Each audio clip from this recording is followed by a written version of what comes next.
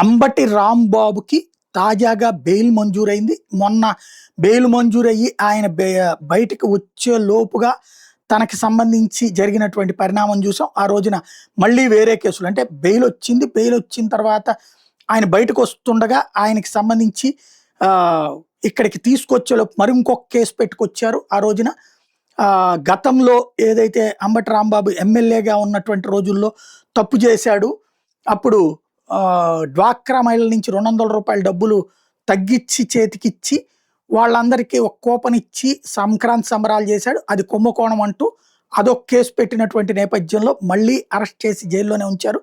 2 కేసుల్లో బెయిల్ వస్తే బయటకు వస్తున్న ప్రతిసారి ఇంకొక కేసు పెడతా వచ్చారు. అది 3వ కేసు అయింది.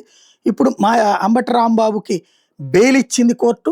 పోలీసులు మేము అతన్ని విచారించాలి అని వేసినటువంటి కస్టడీ పిటిషన్ డిస్మిస్ చేసింది.